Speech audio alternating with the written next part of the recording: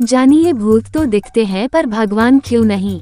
आप एक बार जरूर सोचते होंगे कि भूत प्रेत और पिशाच तो हमें दिखते हैं लेकिन भगवान क्यों नहीं दिखते। ऐसा क्यों है? यह एक ऐसा लॉजिक है जिसे समझने में विज्ञान भी कामयाब नहीं हो पाया है।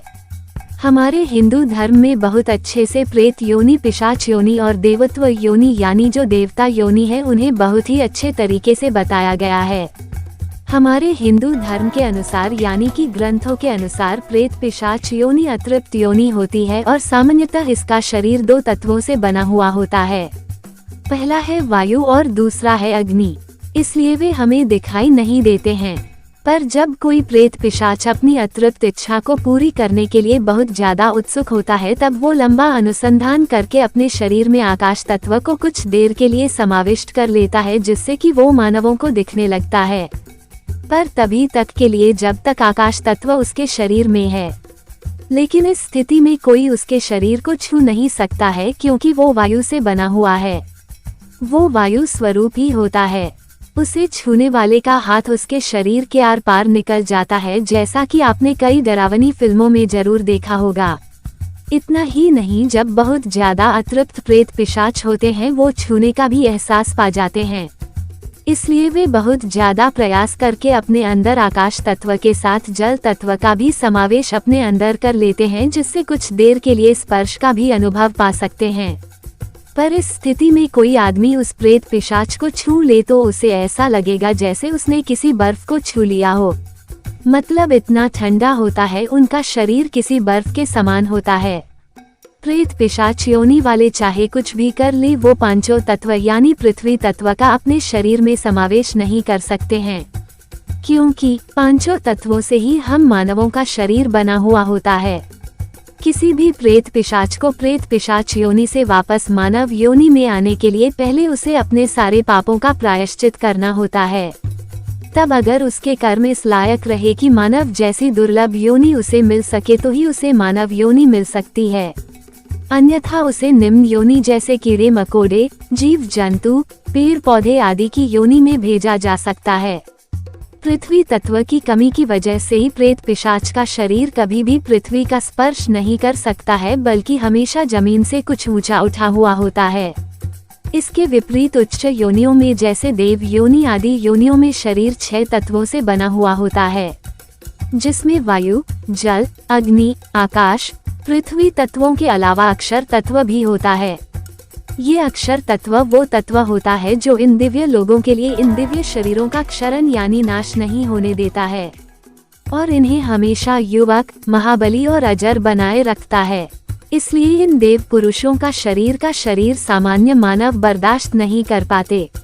अगर इन देव पुरुषों को मानव स्थूल आँखों यानी नंगी आँखों से देख ले तो देव पुरुषों के दिव्य तेज से मानव अंधा भी हो सकता है और उसकी त्वचा भी जल जाएगी।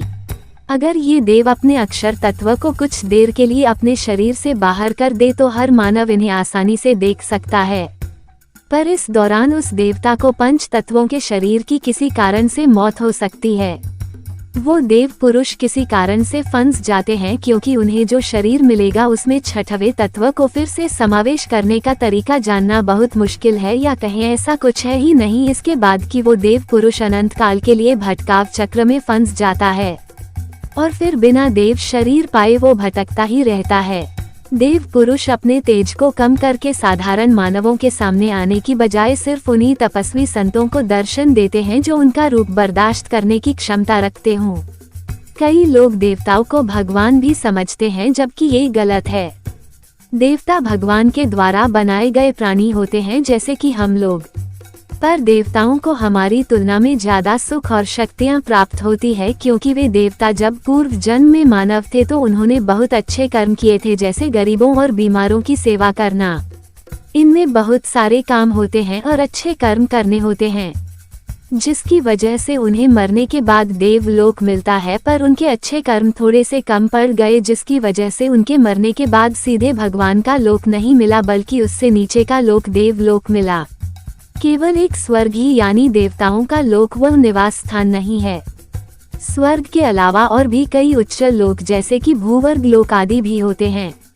इस ब्रह्मांड में जैसे मानवों से उच्च योनियां निवास करती है, एक बात और जो ध्यान देने वाली है वो यह है कि हमारे हिंदू धर्म के ज्ञान के मुताबिक हम मानव 3 आयामी लंबाई, चौड़ाई, ऊंचाई संसार में रहते हैं, इसलिए 3 आयाम से ज्यादा लोगों को उच्च लोक कहते हैं।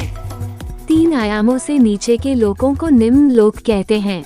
11वें आयाम में ब्रह्मांड के निर्माता श्री ब्रह्मा जी रहते हैं और 11वां आयाम हमारे इस ब्रह्मांड का आखिरी आयाम होता है। पर इन सभी 11 आयामों में या आयाम में रहने वाले सभी प्राणी, चाहे वो निम्न हो या मानव हो या देव हो, का विलय, नाश या समाप्ति हो जाती है।